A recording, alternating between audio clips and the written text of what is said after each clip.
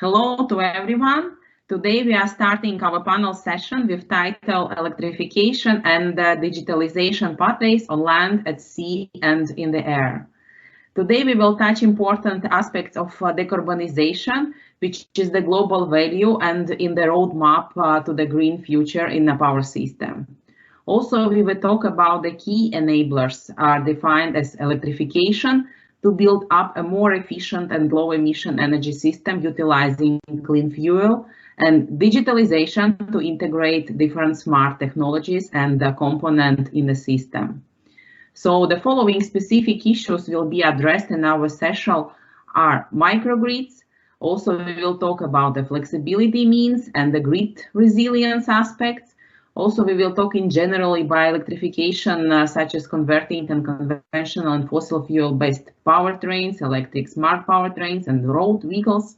Also, we will talk about a risk assessment and touching cybersecurity aspects and market aspects.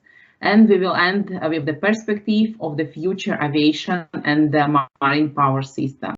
Thanks for having me today. My presentation today will explore the pathway from microgrid to deep decarbonization for the future distribution system. The topic today will cover, firstly, the driving force for the microgrid technology, and then I will talk about the state of art of the microgrid technology. Following is the three scenarios for microgrid in the future distribution system. And then the technology trend will be discussed. At the end, we will summarize some of the key points. And we are witnessing that the technology is evolving in amazing speed. There's especially true for the microgrid. In 2020, microgrid is the market share reaches 6.7 billion worldwide, driven by the global megatrends, including the climate change, resource scarcity, rapid urbanization, and some social changes, together with innovation intensity from the academia and in the industry, as well as the end user market disruptions such as the smart cities, mobilities, and Industry 4.0. So why microgrid as a front line? There's is it undisputable fact that human-caused greenhouse gas is driving the temperature increasing on the Earth for the Earth, and the energy makes up nearly 3/4 of the global emission. And microgrid, for its capability of integrating the renewables, electrifying different systems, they have the potential for the deep decarbonization. Another reason that microgrid can meet the technology disruptions. We all know that the power system is changing from the hierarchical architectures to distributed and active networks. And this network also involves a lot of ICT devices. And microgrid could provide a platform that could coordinate all these devices. Don't forget that the ultimate goal for the sustainable development includes affordable and clean energies. Not all people on the Earth can enjoy the electricity we have today now. The microgrid can bring light and electricity to the rural places and developing countries. In addition, with investment into the grid and to ensure the reasonable price for electricity, microgrid is there to provide the feasibility of the system. Now let's look at the state of art of the microgrid. So what is the microgrid?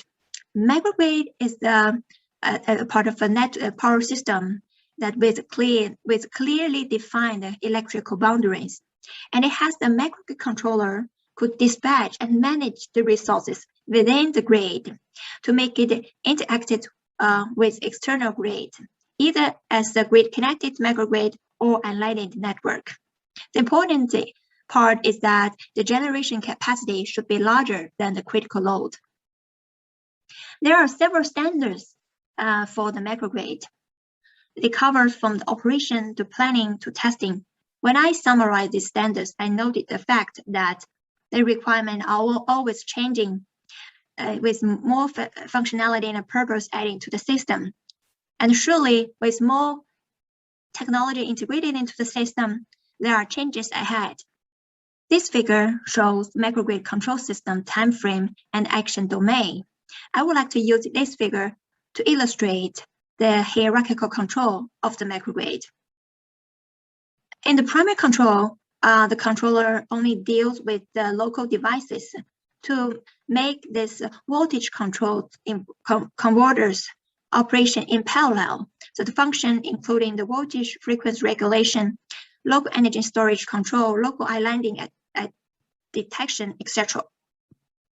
For the secondary control, the main purpose is to maintain a good power quality and manage the voltage and the frequency compensation.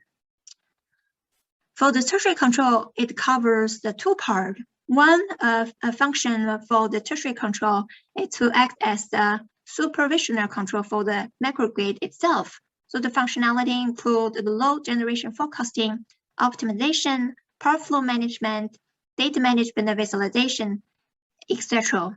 And also deal with how the microgrid interacts with external grid, including the external main grid and also other neighboring microgrids. Besides this operational control, there are also planning and designing perspectives. According to the IEC standards, there are several stages for the planning. Firstly, we determine what is the use objectives and the use cases.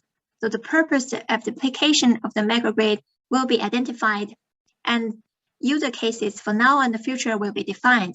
After that, the facility analysis will be conducted to determine whether the resources is enough, what is the forecast of the generation load, and also other issues such as the social perspectives should also be considered. Following the technical requirements on the operation and also distributed energy resources planning and network planning need to be conducted in parallel. After all this has been done, we can come to the conclusion that how reliable and how economic and environmental friendly of the microgrid to the system, and what is the capability of the microgrid. We also deal with how this microgrid will interact with the external system. We now know the state of art of the microgrid. So what will microgrid look like in the future? To answer this question, I'm using very simple foresight process to forecast the future scenarios. That two important actors in the system, the customer of the electricity and the distribution system operator, are focused, and their attitude towards adopting the new technology is used to define these scenarios. In one case, the customer is not very active in embracing the new technology, but the DSO is exploring more and more new technologies for the grid. In this case, the system will become an automatic network, and the microgrid type will be utility microgrid. The energy management system function will focus on the applications that benefit the utility. On the contrary, if the customer is very active in embracing the new technology to invest in the renewables and participate into the grid management, and the DSO is lagging behind in the new technology, that will render the distribution system as the backup. In this case, the microgrid type will mainly be customer-owned microgrid. The energy management system will focus how to keep the power balancing through the peer-to-peer trading. The ideal case will be a flexible and intelligent power system in that both the customer and DSO are very active in adopting new technologies. In this case, the microgrid will be becoming a large-scale microgrid, the clusters, and the whole power system will become a system of systems. The EMS will focus on data sharing to coordinate electricity production and usage through Internet of Things. All these three scenarios involve different market models for the electricity. For the automatic network, the retail market and salary service market are involved. For the retail market, the commodity is electricity, and it is one-side market. Ancillary service market is that the DSO buying the ancillary service from the end users. In the distribution system as a backup, the retail market, peer-to-peer market, and wholesale market are involved.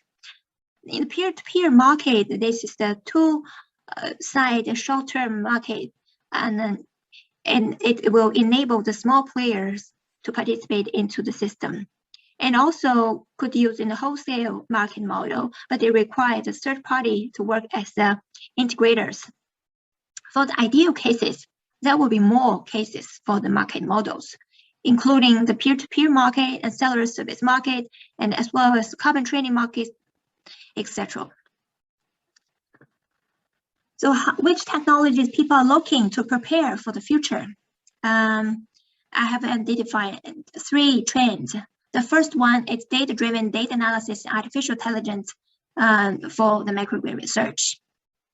Any model that has been modeled by the first principle and knowledge-based approach could be modeled by data-driven approach, given that the data is enough.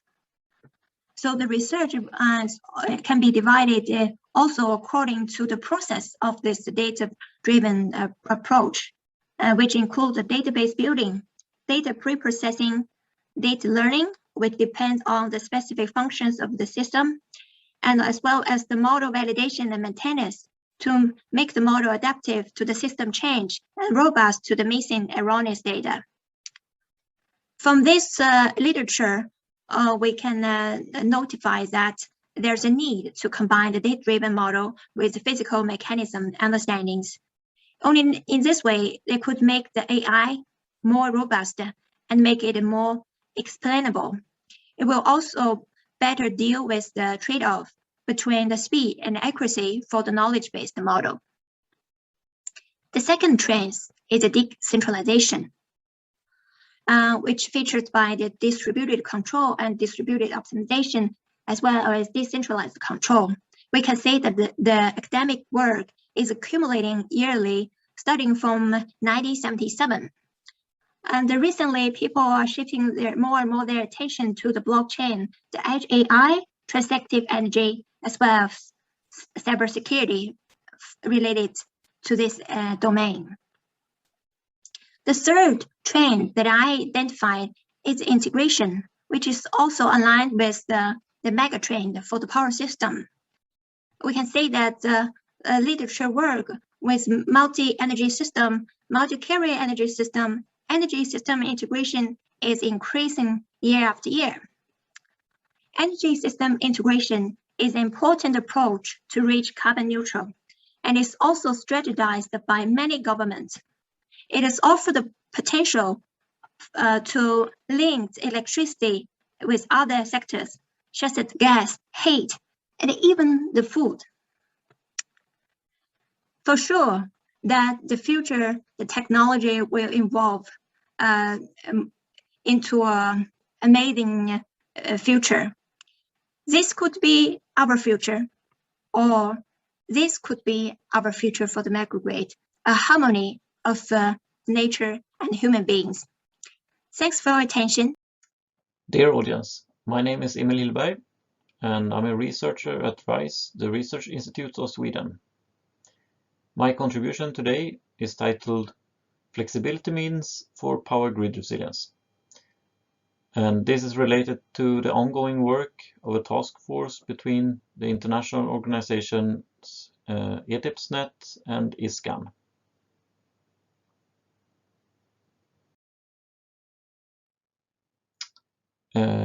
In this presentation, I will start with describing the basis of flexibility and resilience, and then I will go into detail on each of these 2 concepts. I will then present 4 different areas where flexibility solutions can support power system resilience, and finally presenting some of the conclusions of this work.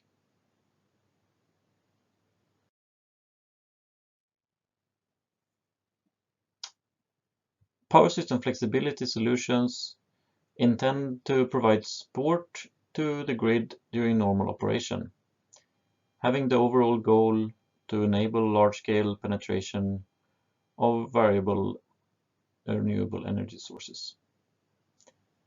The values provided by increased flexibility include the decreasing of overall costs and overcoming challenges such as grid congestion. Power system resilience measures are, on the other hand, dedicated to support the grid during extreme situations in order to limit the impact of severe events. Some of the areas threatening the functionality of the power system relate to instability, cybersecurity, and climate change. Thus, the concepts of flexibility and resilience in the power system relate to solutions supporting the system in different situations, which leads to the question, how do flexibility and resilience meet? To answer this question, we need to dig further into each of these two parts.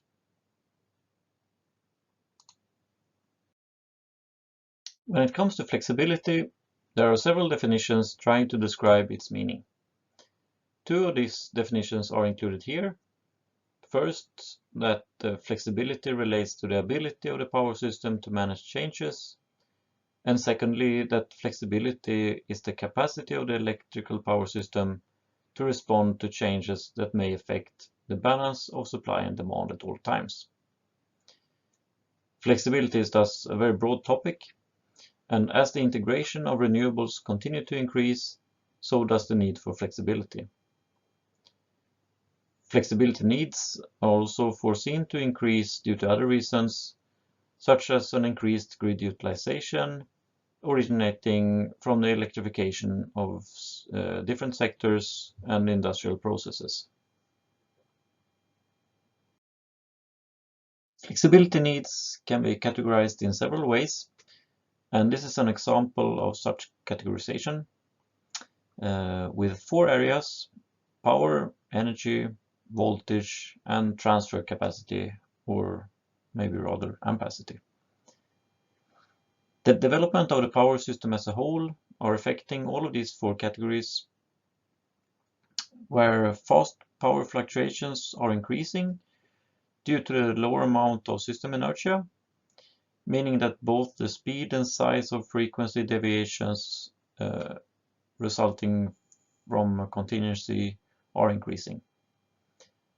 The stored primary energy levels are also affected, where the decreased amount of conventional generation decreases the overall ability of providing energy in critical situations. Voltage fluctuations are increasing due to the two-way power flow in distribution grids occurring at high levels of distributed generation. Finally, the peak capacity demand increases due to the changes and superimposition of load and renewable generation patterns, which become significant with high level of PV integration. Another way of illustrating the flexibility categories is to relate the needs to time and space. The flexibility needs related to power and energy are system-wide needs spanning from sub-second to seasons and years, while the flexibility needs for voltage and capacity are more local in nature and have a smaller time span ranging from seconds to hours. Further details and explanations of flexibility needs can be found in the provided link. When it comes to resilience, there is a similar problem with finding a common accepted definition. Generally, one can say that power system resilience reflects the ability of the power system to cope with severe events, with a more detailed definition including that resilience is the ability to limit the extent, severity, and duration of system degradation following an extreme event. Similarly, as with flexibility, the resilience needs are foreseen to increase due to several reasons, and one of these being the increased electrification and sectoral integration.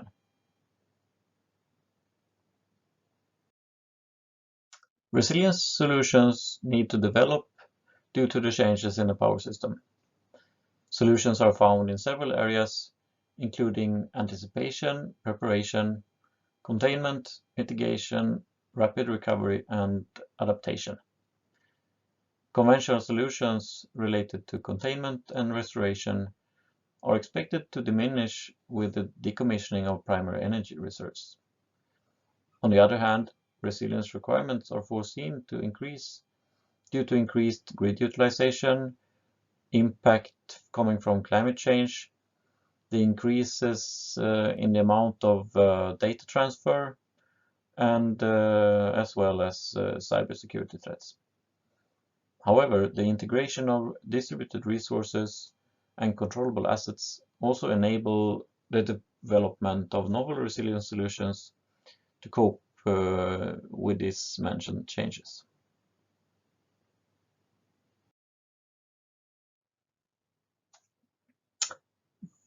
From the work presented by the task force, we have identified 4 different areas where flexibility solutions can provide benefit to the resilience of the power system.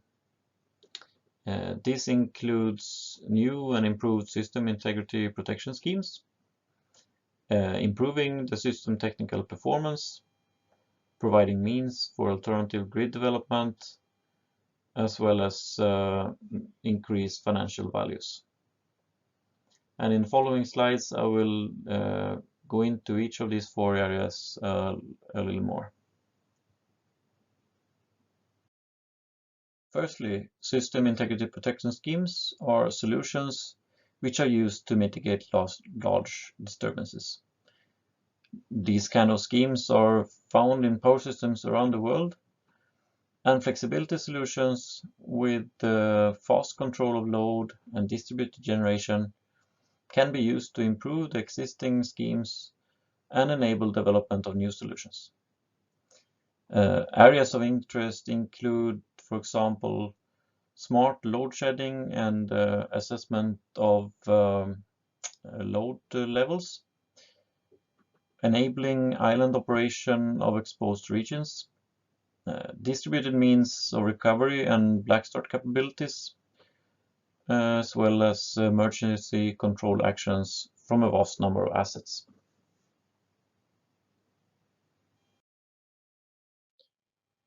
Secondly, various improvements of the system technical performance can be done through the use of flexibility solutions, where the resilience of the grid is increased.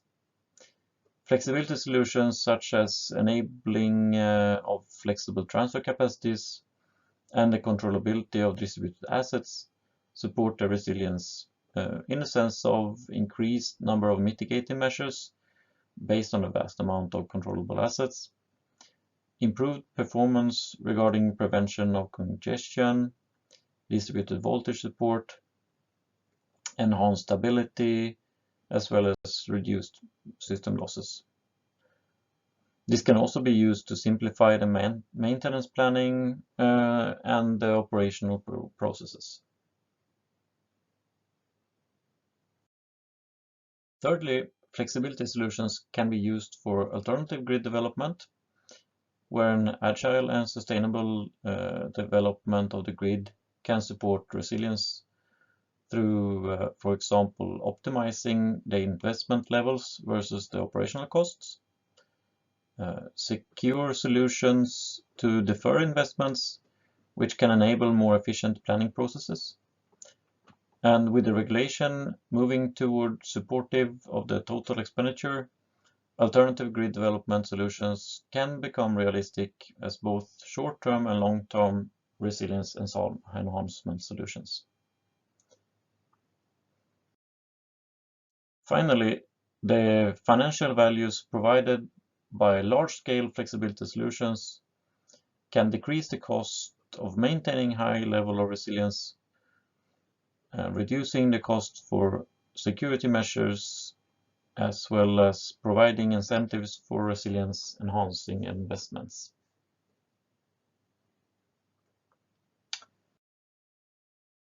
As concluding words, I would like to highlight that even though flexibility and resilience are stemming from different situational needs, it is obvious that these needs and areas are related.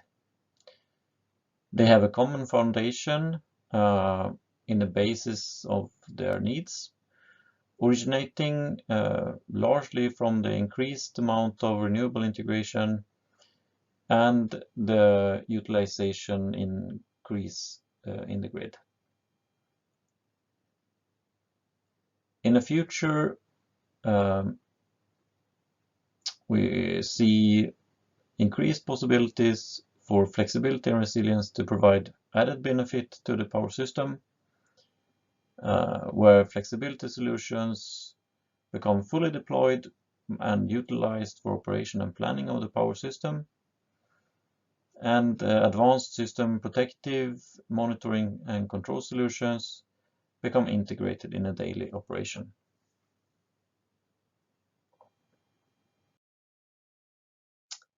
That was all from my side. Thank you very much for the attention. Welcome to my presentation on the electrification of mass transportation, prospects for electric mobility in the future. My name is Jonas Kristiansen Nøland, and I'm from the Department of Electric Power Engineering at the NTNU. First, the agenda. I will make the case for electrification of transport and why we need more electric energy in the future. What are the key technologies for the electrification of transport? We will have a look at existing technologies, their limitations and opportunities. We will also cover the recent push for hydrogen electric airplanes, as well as the case for Hyperloop in mass transportation. Finally, I will conclude the presentation. Transportation electrification without the replacement of fossil fuel power plants leads to the unfortunate result of increasing emissions instead of achieving a low carbon energy transition. Therefore, it is important to observe that the carbon intensity of electricity has reduced significantly over the last decades, and it's projected to reach carbon neutrality related to the operation before 2050. In this perspective, electrification paves the way for carbon neutral transport. The European Union released a statement in December last year emphasizing where transportation is heading in the future. Europe is currently in the process of a fundamental transformation of transportation, where autonomous vehicles, Hyperloop, and hydrogen aircraft are seen as game-changing technologies in light of the European Union's future vision to cut 90% of travel-related emissions by 2050. By this time, global transportation will become vastly different from today. By 2050, cars will be fully electric and much more autonomous. In addition, new battery technology will enable some of these EVs to have a range beyond 1,000 kilometers. However, to make vehicle transport fully electric, one would have to scale up the power system to allow these higher shares of charging infrastructures to support the future electrification. Electrification will also enable a new generation of urban transportation. By 2050, the global urban population is projected to increase by billions of people. About 60% of the world's population will live in urban areas by then. Roads will need a third dimension to accommodate this trend, utilizing airspace with electric vertical takeoff and landing vehicles. New electric solutions could actually combat the trend that makes people affected by unproductive traffic delays. Battery electric airplanes will definitely play a role in the early beginnings of the electrification of aviation. However, their favored segment has only 4% of the global fleet of airplanes and only 1% of the CO2 share. Moreover, they have limited scalability due to batteries' inherently low energy density, which limits their role to play. We need other alternatives to enhance the electrification of aviation in the future, where the major carbon footprints occurs in the short haul and the medium haul segment, as seen. For this reason, stakeholders are currently switching their attention away from heavy and energy-delayed batteries and to non-drop-in hydrogen fuels as a renewable surrogate on board the airplane. Hydrogen aircraft is not a new idea, But in many ways, hydrogen is an ideal aviation fuel. Not only because it's CO2 free, hydrogen is actually the lightest element in the periodic table. It's the lightest energy carrier of any nuclear fuel in the universe. Hydrogen production costs are projected to decrease toward 2050, which will enable a sustainable and a complete hydrogen value chain for aviation. Electrification will play a major role in the production of hydrogen as a renewable surrogate on board the aircraft, but also another role on the user side, which we'll see in the next slide. Hydrogen can either be combusted or electrified. The burning of hydrogen can create mechanical power thermodynamically. Alternatively, hydrogen can be electrochemically converted to electric power in fuel cells. In fact, electrification in fuel cells entails the least amount of climate impact and the lowest energy consumption. Thus, it can achieve the smallest hydrogen tank on board. The electric propulsion system consists of fuel cells, power electronic converters and electrical machines. Looking at their efficiency and flexibility, they inevitably promote the best fuel economy compared to the direct burning in hydrogen turbines. Considering this favorability, not only in terms of energy, but also in terms of climate impact, a shift toward electric propulsion implies 50 to 100 times more electrification in the future of aviation. That implies not only electrification of auxiliary power, but also full electrification of propulsion, which today is not made electric. In the myriad of possibilities for hydrogen electric airplanes are regional aircraft with fully electric propulsion. Here we show an example of such a solution. In this configuration, a battery is used as an energy buffer rather than as a sole energy source. The schematic depicts the whole process from a liquid hydrogen fuel tank to mechanical propulsion in the end. Such a configuration might be feasible for a travel range of 1,000 kilometers carrying about 80 passengers. Another example is the short-haul aircraft architecture with hybrid electric propulsion, combining the low weight of the hydrogen turbine with the electric propulsion system's energy efficiency. In this arrangement, the electric propulsion system might be the primary one, dimensioned for cruising power. The hydrogen combustor's primary use is to assist the electric propulsion system during takeoff and climbing. Such a system might be feasible for a range of 2,000 kilometers, carrying about 165 passengers. Today, there are also alternative solutions to short-haul flights being revitalized and proposed for highly trafficked regions. Such solutions were already proposed 200 years ago. Here is a satiric art drawing from a English newspaper in 1828. This drawing ridicules the idea of vacuum transport. It was a response to the English inventor's George Medhurst's first idea of moving passengers inside an airless or low-pressure tube to reduce air resistance for movement of passengers and goods. Even though vacuum transport has been doubted in the past, it is still a credible concept to be explored today.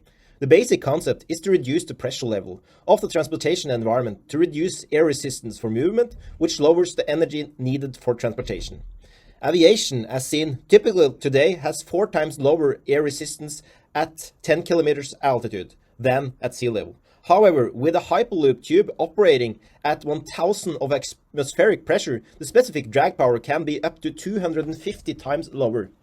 Due to the low air densities in this pressure level, aerodynamic propulsion becomes inefficient, which makes the case for electromagnetic propulsion and magnetic levitation, or maglev, which promotes a fully electric solution for vacuum transport. Vacuum transport, or vac trains, got its rebirth in 2013 in a design paper, where the concept was rebranded as the Hyperloop and called out as the 5th mode of transport. Vacuum transport, or Hyperloop transportation, is still today considered as the fastest way to cross the surface of the Earth. However, it has not yet been demonstrated for subsonic or near-sonic speeds. Still, there are several challenging technical areas to be addressed. There are conflicting objectives in the system design.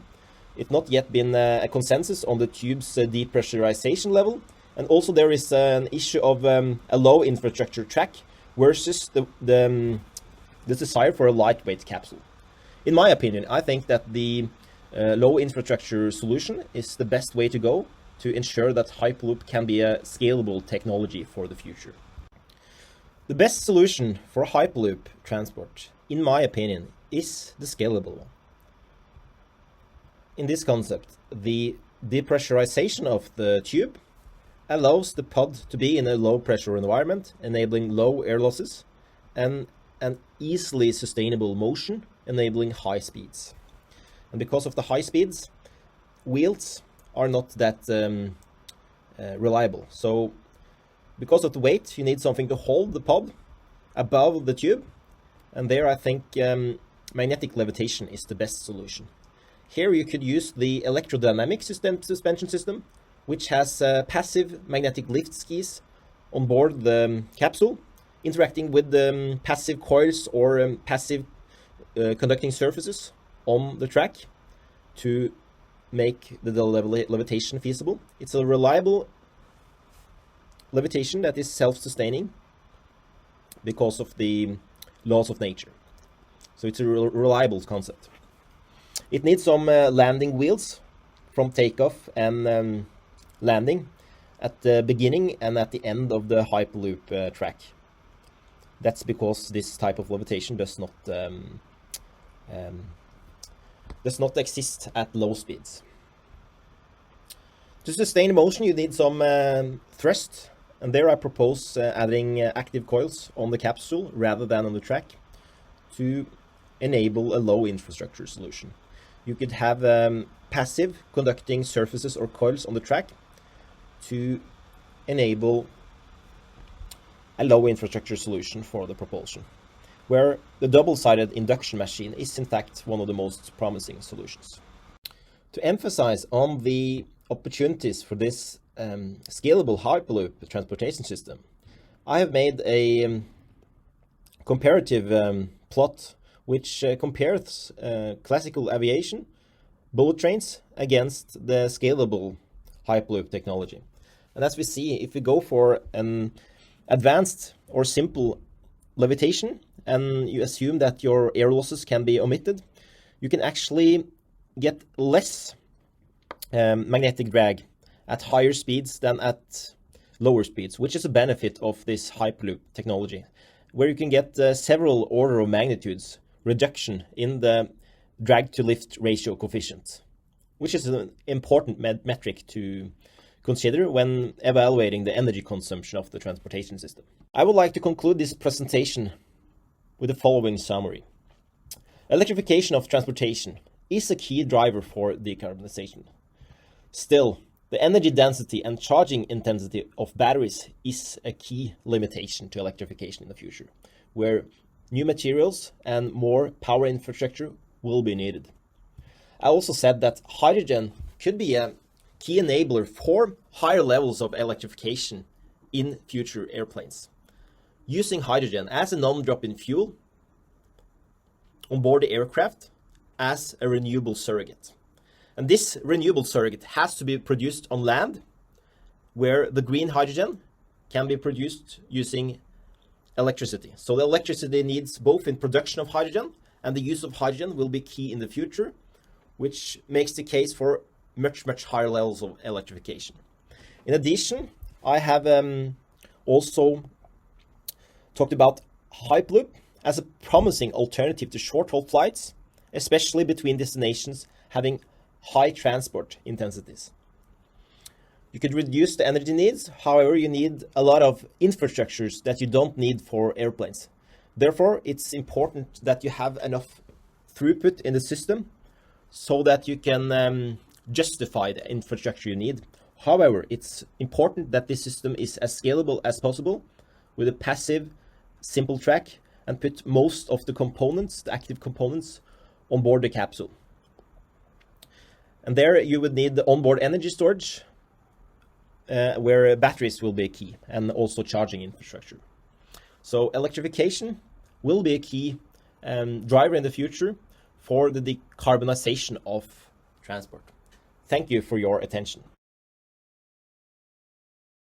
Thank you for having me today. My name is Mehdi Zadeh, Associate Professor of Marine Electrification at NTNU in Trondheim, Norway. The title of my talk today is Marine Electrification and Onboard Hybrid Power Systems, where I will talk a bit on motivation and background for electrification hybrid power systems in principle and some topology,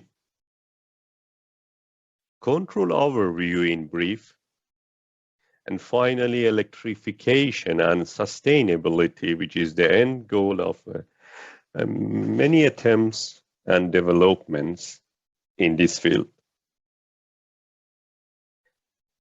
Motivation for electrification comes mainly from the business drives, which has been traditionally energy efficiency at the top. So most of the developments have been towards having a more efficient, less costly system on board in terms of saving in the fuel consumption. And energy efficiency, of course, leads to environmental sustainability. When saving fuel, it directly means less emission production. But on the other hand, the electrification facilitates the use of alternative fuel, the better use of gas engines, dual fuel engines, better use of energy storage systems. So all are standing on the electrification and electric solutions on board vessels.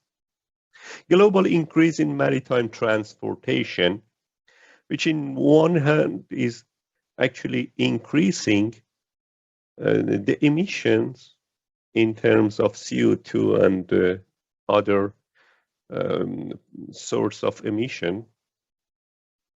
And on the other hand, the global conventions are pushing for emission reduction. So we definitely need ambitious solutions to cover and to reach the ambitious plans. Safety and reliability, which is actually the new goal of electrification. So nowadays, with the business of autonomous shipping, the reliability is being more and more important. And it's, so to say, equally important to energy efficiency. So efficiency and reliability now are the two wings driving the electrification. And the further slides, I will introduce hybrid power systems and how we reach from electric and hybrid propulsion to hybrid power systems. So traditionally, electric propulsion was introduced by diesel electric. In this sense, the diesel engines, the marine engines, are producing the main force. So they are the main prime mover still for the propulsion, but they are connected to gensets, which are producing the electric power. The gensets are sending the electric power to an electric switchboard, an electric distribution system, which is also called switchboard, that has been also traditionally AC switchboard. So the switchboard is transferring electric power to the electric load or electric propulsion, which is the heavy load. In addition to other source of load, auxiliary and service loads, they are all fed by the electric switchboards. And one famous historical example has been the Queen Elizabeth II vessel, which was converted from steam propulsion to electric propulsion in late 80s, and where you can see still the main prime mover is the conventional diesel generator cells, and then sending the power through the main switchboard and AC switchboard to the electric propulsion units. So that has been diesel-electric proportion. But then one step ahead and a bit more advanced solution was hybrid proportion, hybrid in terms of mechanical and electrical proportion, which comes also the same concept from electric road vehicles. You have parallel hybrid. So here, the same thing happens when you have the main prime mover from the diesel engine, and it's a direct proportion from the engine to the propulsion unit, then also combined with an electric motor, which is fed by an electric distribution, and its motor or electric drive and the mechanical drive are merged and coupled through one gearing system. So they are coupled in terms of both speed and torque. Then in the high load, the motor assists the mechanical proportion in torque increase, and in the low load, the motor converts to generator and sends back the surplus power to the electric switchboard in a so-called PTO PTI. So you can see the power taking in the high load activities and the power takeoff in under the low load situation. But one step ahead, and actually the state of the art is hybrid power system, which is a bit different from the two, let's say, previous schemes in terms of replacing all the mechanical transmission with pure electric transmission and distribution system. So here you see no mechanical transmission, but instead you can see different levels of electric power system. So you have normally one main bus or switchboard, which is usually working in medium voltage, and then you have sub buses, other smaller switchboards, which are usually also in low voltage. So you have main switchboard and let's say sub switchboards, which are actually responsible to feed auxiliary and service load. So here you have all electric power generation and electric loads in terms of proportion, all electric propulsion system. Energy storage is another feature and differentiator of hybrid power system from normal or conventional power system. So you can integrate batteries, supercapacitors, or hybrid storage system either directly on the main switchboard or integrated into the propulsion units. And then the possibility to get also power from shore. So this shore power can be used for feeding the marine load, the vessel load, when it's at port, which is called cold ironing. It can be also used for charging the batteries. So either cold ironing or battery charging. And then all in all, you have flexibility on both source and load. So flexibility on source, as I mentioned, we have a big energy portfolio, including the conventional prime mover with energy storage systems. And also on the load side, you will have, of course, flexibility of designing the electric proportion, and not only proportion load, but also other types of load like cranes, winch, pumps, cargo pumps. And a little bit about the shift to DC. The interesting feature of DC is that you can get frequency-free behavior. So with frequency-free behavior, we can shift the engines basically from fixed speed to variable speeds, and then saving variable fuel on variable speed, as you can see in this picture from experimental data. So basically in the same power range, in the same engine loading, with only changing the speed, the rotational speed or RPM of the engine, you can get better fuel efficiency. That's one nice feature with DC, and that's has been also one of the main drives behind shifting from AC to DC grid on board vessels, where you can see also the battery can be also integrated with the generator sets on one single converter. And here I have an overview of the controller architecture, where you have in the baseline hybrid power system and interfaces, converters and embedded controllers are also in this stage. In principle, the local controllers, and also a little bit up there you have the higher control system, energy management and monitoring, and the integration with the vessel mission management. Shore-to-ship power transfer is another aspect of hybridization and electrification, which is more relevant for battery-driven or plug-in hybrid vessels. As I mentioned, not only for battery charging, but also for cold ironing and feeding the onboard loads when the vessel is at port.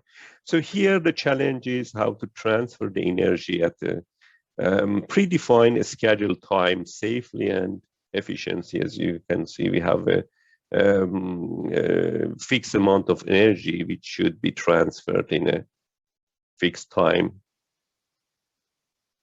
Sustainable power system is in the heart of electrification when you have energy efficiency, as I mentioned, by the efficient use of energy storage systems, and on the other hand, fuel flexibility, not only with storage systems, but also with alternative fuels and facilitating decarbonization. And then at the end, with energy efficiency and fuel flexibility, both are leading to environmental sustainability. Design innovations, modular design, container solutions are all leading with economic viability. And the last but not the least, reliability, which is the key enabler for autonomy together with innovative designs. So all in all, we are covering the main aspects of sustainability, from environmental sustainability to autonomy and economy, where the bottleneck, or actually the enabler, is still infrastructure. Thank you for your attention, and welcome to discussion. Hello, I'm Subham, an assistant professor in the Department of Energy, Aalborg University, Denmark. Since this panel is all about challenges associated with electrification and digitalization, so I will be discussing more about cybersecurity, which is actually a problem in both the sectors. So here in this presentation, we are just going to discuss more about the risk in different sectors of powertronic dominated grids. There have been many cyber attacks in the past decade. As you can see, dating from 2010, these events were reported in Iran, Saudi Arabia, South Korea, and finally in Ukraine within a span of 2 months. The biggest one happened in 2015, where 30 substations were illegitimately taken out by cyber attacks, affecting a lot of customers. However, as we are moving towards the e-mobility era, we see a significant increase in the number of leakage reports, such as code security leak in Boeing 787 compromised safety critical applications, in Jeep Cherokee, and maritime intrusions as well. Although the units involved in these incidents were not purely electric, the cyber attack surface or space will only increase with the involvement of more powertronic converters with enhanced flexibility in communication infrastructure. Hence, the real question arises here: are we really advancing towards a secure e-mobility era? So, let us investigate a little bit about what really happened in the Ukrainian blackout.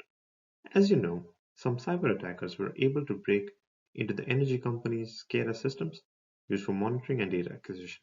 In this way, 3 energy companies were attacked, thereby affecting the reliability of the system. This was also the first publicly acknowledged incident of a cyber attack in power grid. When we consider a powertronics-dominated power systems, we can determine multiple timescale of operation. This property can actually be exploited by the adversary to cause system damage in many ways. For example, the powertronic converters are controlled to respond to any small signal disturbances here within a very short duration of time. However, the power system updates take considerably longer time to respond to these events, which is typically around 5 to 15 minutes. That's the duration of an update in power systems. Now, this information can be tactically used by the attacker, where they can launch a cyber attack on multiple powertronic converters without any information of power systems, as these cyber attacks might cause cascaded creeping within a very short time span. However, the power system operators will respond to this action after a quite long time. So this miscoordination can actually cause unavailability of sources and even blackouts. This is one of the key slides where we assess the vulnerabilities of powertronics layer. In the commercial environments, there have been many cybersecurity solutions for the physical and the cyber layer. In the physical layer, one of the common security approach is beamforming and hardwiring to PCBs. Furthermore, in the cyber layer, many advanced encryption techniques already exist which harden the cybersecurity measures. However, one of the common mode of vulnerability can be the control layer, which is well integrated with the physical and the cyber layer. As all the local and communicated measurements are being reported to the controller itself, these measurements can be modified from the control layer either by manipulating the calibration gains or modifying the user-defined reference values. Usually, this layer is protected by an operating system firmware security, which can be easily bypassed by Trojan and Slammer. So, this is the cybersecurity framework designed by my group in AAU, where we start from the normalcy state. This is a state where all the converters are working normally as per the system objectives. And finally, when a critical large signal disturbance is introduced, the first step is to investigate whether the disturbance was a natural one, which could be a grid fault, sensor and switch fault, or if it's an artificial one or a man-made one, that's because of a cyber attack. So if it's any fault, we go the usual way of removing it from the system using the protection systems. And if not, we go on to detect the cyber attacks using our detection mechanism and then remove it after detection through the mitigation stage. We finally expect the converters to be working normally as they were before the cyber attack. Now, we also consider this perspective on two notions between physics-dependent or data-driven. When we use a large amount of historic data saved from the powertronic converters, we also need to consider the fact that historic data can be compromised by attackers in the cloud, which was used to save them. Hence, using them to train AI tools could lead to a lot of false alarms in cyber attack detection. However, when we use physics-dependent cybersecurity diagnostic methods, we can ensure that there are no historic data and no vulnerabilities. Moreover, we can also use the well-defined physical laws to generate or to guarantee explain if the decisions have gone wrong. So in that way, approach 2 is much more reliable than approach 1 because of the use of data. Here, we use the consensibility law to identify whether a system is under attack or not. I will explain this using an example. Let us say we have a network of grid-forming inverters where you aim to regulate the voltage and frequency as per the grid state. In that case, you need to share the active and reactive power with the grid accordingly following the single equation. And this is achieved by the secondary controller here. However, you can see that even though the cyber attack on frequency is intercepted, the frequency of all the 4 converters anyway converts back to the reference value. Hence, we should also appreciate that such stealth attacks will always be used by the attackers to deceive the system operator. This is where we investigate the consensibility of the signals ahead in the control system will somewhere be lost as we go ahead. And That should confirm that the system is under attack. You should note that we did not use any observers on top. We just used the same control strategy that you have been studying or using in many papers to identify if the system is under attack or not. So here you can see that the consensibility law is broken for active power reference, which suggests that converter number 1 and converter number 3 is under attack because they have gone out of consensus. Finally, I will summarize our contributions for the proposed detection metrics that we have determined using a disagreement index, which in a way suggests that there is no consensus between two signals, and that suggests that there is an attack in one of the particular signals that is under consideration. So if that value is above a particular threshold, so in that case beta, so this is a very small value in this case, we confirm the presence of cyber attack in either voltages, currents, and frequency. Some of the features of the proposed detection metrics, which has been tested for both AC and DC systems and under various energy management strategies, are that it does not require design of an observer. You can just use the same control system that you have been using. You just need to add few monitors and understand if there is an attack or not based on the disagreement index. It does not need any system information. So we do not also need any system information in this case. So it is completely model free. It does not need any historic data from the system. So no use of any machine learning or artificial intelligence. In this case, we do not need any historic data.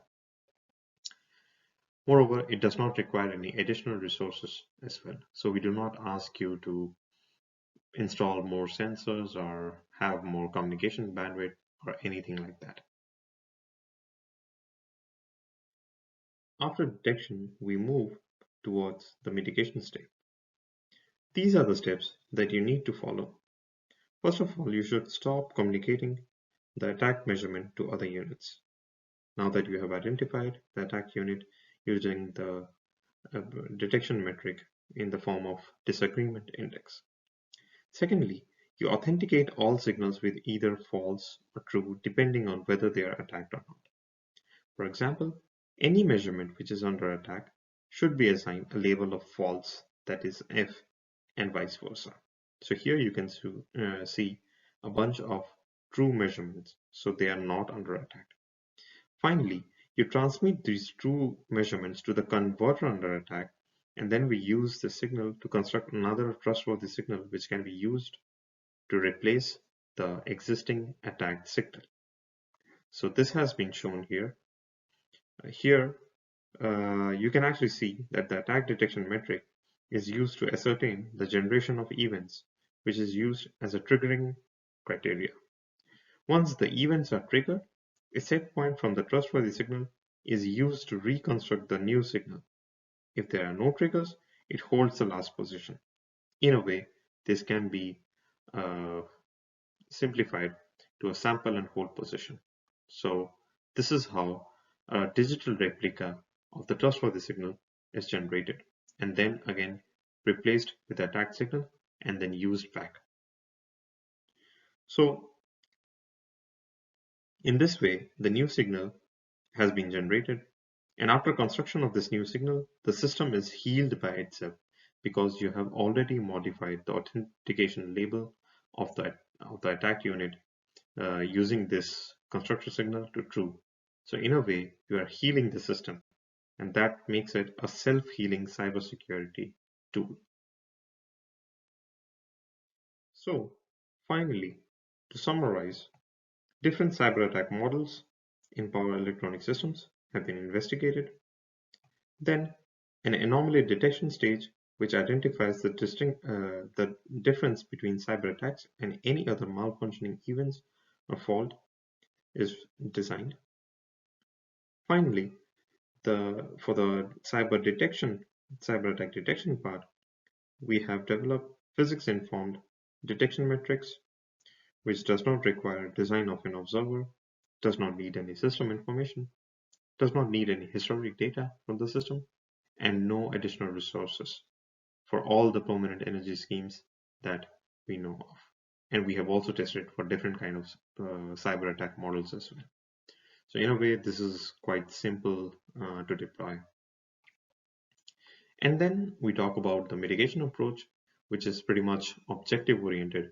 So in the war between model driven and data driven, we are going more towards objective oriented approach where we can protect our converters from any kind of cyber attacks. Then it reports a resiliency scale of n-1. So this n-1 can actually be explained by, let's say, in a system of n converters. So this is maybe a network or a microgrid. Even if n-1 converters are attacked, the system can be brought back to normalcy. And the best feature of these tools are that they are very simple and easy to deploy in the field applications. So that was all from my side on this topic. Thank you so much for your attention and time. If you have any questions, I would love to answer them for you. You can also email your queries to my email address written here. I look forward to your feedback. Thanks again. Hello everybody, my name is Markus Löschenbrand. I'm a research scientist at SINTEF Energy Research, and I will talk about local markets and the future of decentralized power systems. Traditionally, in electrical power systems, we have centralized wholesale markets where large generators, large industry, and also power suppliers as aggregators of the supply side, so small industry, consumers, meet in larger exchanges.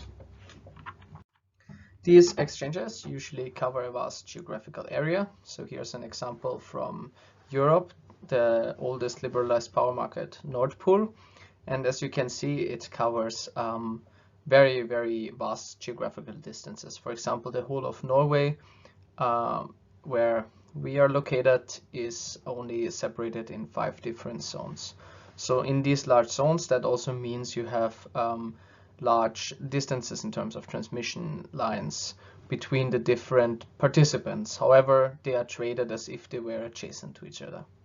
Also, you can trade cross area, and you have also transmission capacities there in this separation on the borders of these areas. What we see, however, nowadays is a topological change where we have more distributed supply and more distributed demand. So that means, for example, that the supply is moving where it is needed. So we have remote villages that maybe invest in local supply, and we also have renewable supply moving towards better locations, for example, wind farms where there is better wind capacity. Then also we have distributed demand. We have households becoming more flexible, more elastic in their demand. Electrical vehicles, smart appliances are examples of this. But also demand response becomes a bigger topic in industry because industry is electrifying more and more. So this means electricity is a bigger factor in the resources of pretty much any industry. One approach to tackle these future issues is decentralization of electricity markets. Usually that works by having a subsystem of a local market under the wholesale market that can be organized as a community, but does not necessarily have to be organized as a community. By doing so, however, you get effects like communities investing together in local capacity. So you can think of like a battery that is locally used to supply a local market that would otherwise be included in a larger aggregator, but on the local market it's a significantly sized participant, so therefore it can contribute significantly to a local market. The motivations behind this basically local adjustment, local transactions is on the individual side, you have the renewable capacity moving to where it is needed because the people get incentivized to locally invest. You have these remunerations for businesses and households for providing flexibility, but you also financially support flexible devices, flexible assets. smart charging, for example, smart appliances, and also you save grid fees, right? Because you're not using the transmission grid as much because you're already coordinating on local level instead of just being aggregated in a whole area. You also have more investments in renewable energy on the system side. You reduce the transmission grid usage, thus you also reduce the need for investments, and you also reduce the fluctuations of quantities on the wholesale market because the different participants are already coordinating on the local level before they enter the wholesale level. And in theory, might be a bit of a harder sell, you also should reduce the need of balancing because you coordinate locally. That is, however, always dependent a little bit on the market design. Yeah, so the question of where this flexibility comes from, that is a little bit different on the local market. On the traditional wholesale market, we had the flexibility coming from fossil fuels or from hydropower, so from units that you could flexibly reschedule. And then in traditional power systems, we often used inelastic demand, so we assumed that the consumers do not contribute anything to our scheduling or to adjusting to the times of use. In the local market, however, the loads are mostly inflexible because the loads come mostly from solar panels, could also be wind, or are purchased even from the wholesale market, but our demand is elastic. So our demand is, for example, smart fridges, smart dishwashers, electrical vehicles, so assets that can be scheduled in their usage of electricity, light, heating, such systems. So this is a little bit of a shift of the traditional techniques or the traditional models that we use towards more consumption-oriented flexibility models. So the EU has at the core of the European Commission's energy strategy a focus on communities, and these communities also include local decentralized markets. So it's generally a push towards a focus on smaller participants in the electricity or general power system. So this means that also we see a lot of new opportunities for business models building on local markets, building on local coordination. So where do we find local markets in this energy community or organic environment?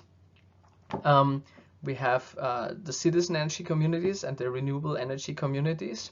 The separation of those two is that the renewable energy communities have no financial objectives. So there the objective would be, for example, to save CO2 emissions, to increase local self-consumption, so support establishing of a microgrid, autonomy, and those things. Whereas on citizen energy community, you have financial objectives. So there you actually, for your participant in a community, you want to make money. And then below that, you have local energy communities, because of course you can also coordinate over wider areas in order to create your profits. And there also you can divide into cooperative or competitive. And on the competitive side, again, that's where we are with local markets. And on this side, we can basically separate in 3 different market types, which is pool, where all the bids are bundled together, and then you, as in a traditional wholesale market, you clear by crossing the demand and supply. And you have a hybrid type, where a market operator collects the bids from every participant and then finds the best matching. And then we have peer-to-peer, where you basically coordinate between each other without any market operator at the helm of it. And as it's written here, the local markets also don't necessarily need energy communities to be established. It's just one way to establish local markets. Yeah, so the different topologies, as I said, you have the pool on one side, you have the hybrid in the middle, and the peer-to-peer on the other side. And a very important factor in all of those, of course, is security aspects. So there are a lot of different ideas about like data sharing, what is necessary to communicate between different agents, how are the agents gonna react, and also there is questions about market imbalances to be considered in the design of such market. And in general, as with wholesale market, you also cannot say that one formula fits everybody, right? You have geographical differences, you have differences in consumer patterns, you have difference even in cultural aspects that lead to people accepting local markets in different setups more or less. So this is all an important question. But in general, what we also see in local markets is that individuals are usually supported by trading algorithms taking over the tasks of trading.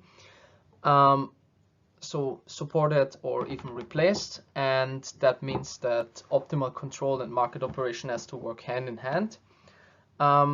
So in traditional wholesale market, of course, we have more sophisticated agents with more and larger assets, whereas in the local market, a big component is the real-time component, so the real-time adjustment.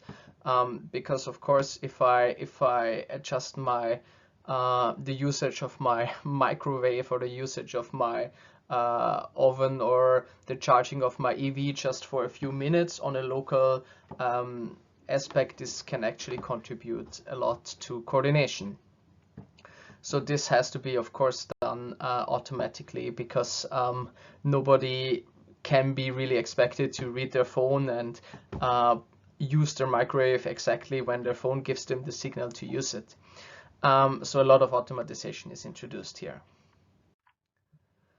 Yeah, in general, we have a lot of examples. One of it is a project that we are working here at SINTEF.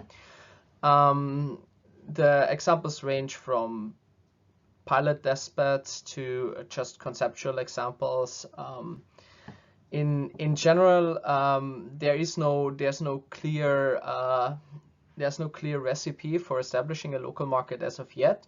And this also starts with the aspects of legal frameworks, with the mentioned socio-economic aspects, and goes down really on the technical issues about data sensitivity, data security, and again, how to design these agents to interact with each other in an optimal way, but also using the least resources to do so.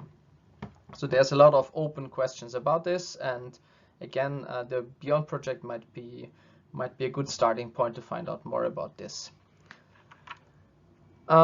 Yeah, so in general, the big question is if the decentralization of electricity markets is the solution for a carbon-free future, and I can clearly answer this with a maybe partially. So it's definitely not the only solution. It's definitely not the big answer that clarifies all the problems that we have in the power system, but it's definitely one step towards consumer empowerment, more involvement of the demand side, of households, of industry into the power system at large.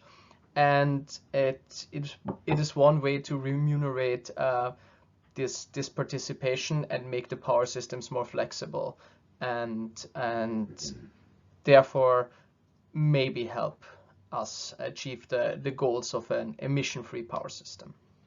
Thank you.